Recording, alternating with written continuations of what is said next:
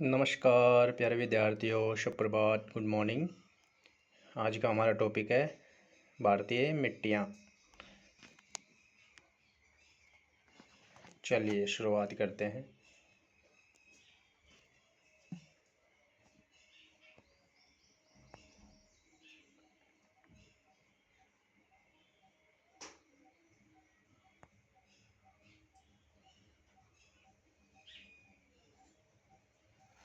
भारतीय मृदा का वर्गीकरण। भारतीय कृषि अनुसंधान परिषद ने भारतीय मृदा को 8 प्रमुख प्रकारों में वर्गीकृत किया है। नंबर 1 जलोढ़ मृदा, नंबर 2 काली मृदा, नंबर 3 लाल और पीली मृदा, नंबर 4 लेटेराइट मृदा, नंबर 5 शुष्क या मरुस्थलीय मृदा, 6 वन्य या पर्वतीय मृदा, 7 लवणीय और क्षारीय मृदा, 8 पीट और दलदली मृदा।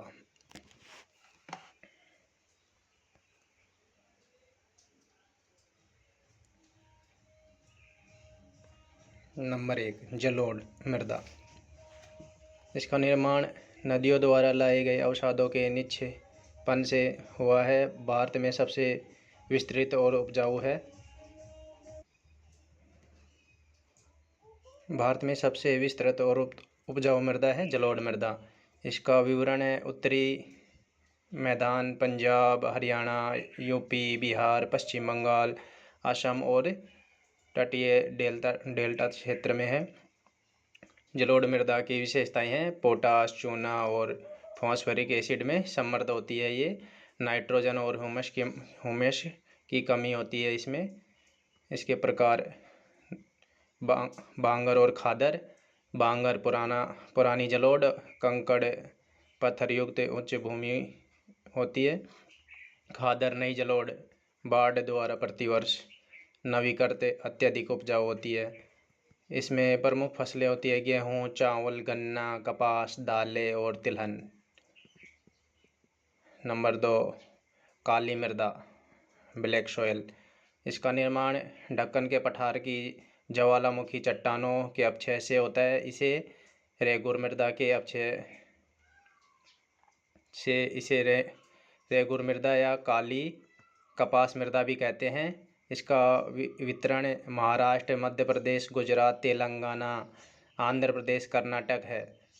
काली मृदा की विशेषताएं चूना, लोहा, मैग्नीशियम और एल्यूमिना से भरपूर होती है। ये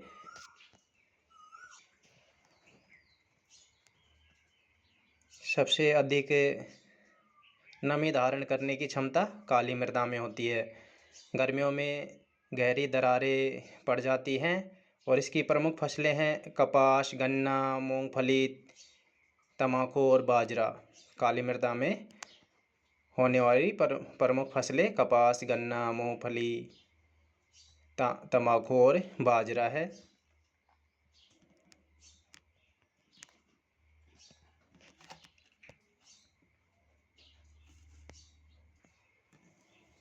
नंबर 3 काली और पीली मृदा। इसका निर्माण कम वर्षा वाले क्षेत्रों में क्रिस्टलीय आग्नेय चट्टानों के विकास से हुआ है। वितरण क्षेत्र तमिलनाडु, कर्नाटक, आंध्र प्रदेश, उड़ीसा, छत्तीसगढ़। इसकी विशेषताएं हैं लौह ऑक्साइड की उपस्थिति के कारण रंग लाल होता है। जल योजित होने पर यह पीली दिखाई देती है, इसलिए इसे लाल और पीली मृदा कहते हैं। प्रकृति में बलुई और छिद्रपूर्ण नाइट्रोजन, फास्फोरस और ह्यूमस की कमी है। प्रमुख फसलें इसमें मोटे अनाज, मूंगफली, दालें, कपास। नंबर 4 लेटेराइट मृदा। उच्च तापमान और भारी वर्षा वाले क्षेत्रों में तीव्र निस्खलन के कारण इसका निर्माण होता है। वितरण पश्चिमी घाट केरल, कर्नाटक, उड़ीसा, असम और मेघालय है। विशेषताएं लोहे और एल्यूमिनियम से भरपूर होती है। ये प्रकृति में अम्लीय और कम उपजाऊ होती है। ईंट बनाने के लिए अत्यंत उपयोगी है। प्रमुख फसलें उर्वरक और सिंचाई के साथ चाय, कॉफ़ी, रबर और काजू के लिए है। तो ईंट बनाने के लिए प्रमुख कौन सी मिट्टी है? लेटेराइट मिट्टी है। नंबर 5, शुष्क या मरुस्थलीय मृदा। इसका निर्माण बहुत कम वर्षा वाले शुष्क मरुस्थलीय क्षेत्रों में विकसित होती है। वितरण राजस्थान, गुजरात, हरियाणा और पंजाब के कुछ हिस्सों से। विशेषता बनावट में बलुई और प्रकृति में लवणीय है। ह्यूमस, जैविक पदार्थ और नमी की अत्यधिक कमी होती है इसमें। प्रमुख शुष्क मरुस्थलीय मृदा में प्रमुख फसलें कौन सी है?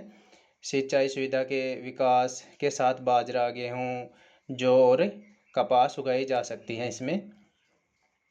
नंबर 6, वन्य और पर्वतीय मृदा। निर्माण पर्वतीय और वन क्षेत्रों की घाटियों और ढलानों पर। वितरण हिमालय क्षेत्र, जम्मू कश्मीर, हिमाचल, उत्तराखंड और उत्तर पूर्वी राज्य। विशेषताएं जैविक पदार्थों से अत्यधिक समृद्ध है। प्रकृति में अम्लीय, ढलानों पर पतली परत और कम उपजाऊ, लेकिन घाटियों में दोमट। प्रमुख फसलें इसमें कौन सी हैं? वन विकास और बागवानी के लिए महत्वपूर्ण चाय, कॉफ़ी, मसाले और उष्णकटिबंधीय फसलें आती है इसमें। नंबर 7, लवणीय और क्षारीय मृदा। कारण खराब जल निकासी, अत्यधिक सिंचाई, शुष्क जलवायु और उच्च वाष्पीकरण। वितरण है इसका गुजरात, राजस्थान, पंजाब, हरियाणा, उत्तर प्रदेश। इसकी विशेषताएं हैं अत्यधिक लवणों के कारण सतह सफ़ेद और अनउपजाऊ हो जाती है। कृषि के लिए अत्यंत कठिन है। सुधार जिप्सम का उपयोग, उचित जल निकासी और वनीकरण करके इसका सुधार किया जा सकता है। प्रमुख फसलें सुधार के बाद चावल, गेहूँ और जौ। नंबर 8, पीट या दलदली मृदा। भारी वर्षा और जलभराव वाले क्षेत्रों में। वितरण केरल, पश्चिम बंगाल का सुंदरवन, उत्तरी बिहार, तटीय क्षेत्र है। विशेषताएं जैविक पदार्थों और ह्यूमस की अत्यधिक मात्रा। रंग में काली और भारी, प्रकृति में अत्यधिक अम्लीय। प्रमुख फसलें धान और जूट की खेती के लिए सर्वाधिक उपयुक्त है। चलिए, आज का हमारा मृदा टॉपिक कंप्लीट हुआ और हमने विद मैप के साथ सभी को समझाया है। तो आई होप आप सभी को समझ में आया होगा।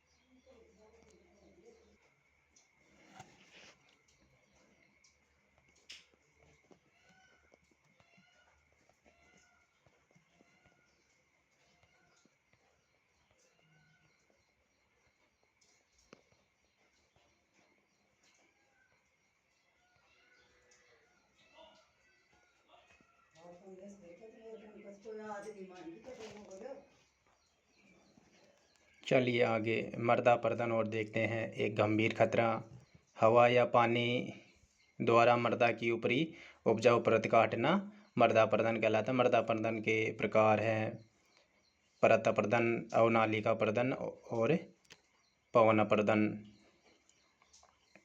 प्रमुख कारण वनों की कटाई, अत्यधिक चराई, बाढ़ और अनुचित कृषि पद्धतियां हैं। मृदा अपरदन के प्रकार। मृदा अपरदन जल द्वारा अपरदन के प्रकार। परत अपरदन जल द्वारा ऊपरी परत का एक समान रूप से बहना। अवनालिका अपरदन तीव्र जल प्रवाह द्वारा गहरी नालियों का निर्माण। पवन अपरदन शुष्क क्षेत्रों में तेज हवा द्वारा मृदा का उड़ना। तो मुख्य रूप से हमारे अपरदन हैं। मृदा संरक्षण के उपाय, वनीकरण, मिट्टी को बांधे रखने के लिए अधिक पेड़ लगाना, सीढ़ीदार खेती, पहाड़ी ढलानों पर सीढ़ियाँ बनाकर ढाल की तीव्रता कम करना, समुच्चय जुताई, ढलान के समुच्चय के समांतर जुताई कर जल प्रवाह को रोकना, पट्टिका कृषि, फसलों के बीच घास की पट्टियाँ उगाकर हवा का बल कम करना, रक्षक मेखला, हवा की गति को तोड़ने के लिए पेड़ों की कतारें लगाना, चेक डैम, जल प्रवाह को धीमा करने और अवनालिका अपरदन को रोकने के लिए इसका चेक डैम करना। निष्कर्ष, खाद्य सुरक्षा और सतत भविष्य। भारत अपनी विविध जलवायु और भौगोलिक परिस्थितियों के कारण मृदा की अद्वितीय विविधता से संपन्न है। प्रत्येक मृदा प्रकार की अपनी अनूठी विशेषताएं हैं, जो देश की बहुआयामी कृषि प्रणालियों का आधार है। बढ़ती जनसंख्या के लिए खाद्य सुरक्षा सुनिश्चित करने हेतु सतत कृषि प्रथाओं को अपनाना अनिवार्य है। मृदा संरक्षण केवल एक विकल्प नहीं है, बल्कि हमारी राष्ट्रीय भविष्य की सबसे बड़ी आवश्यकता है। जय हिंद साथियों, प्यारे बच्चों।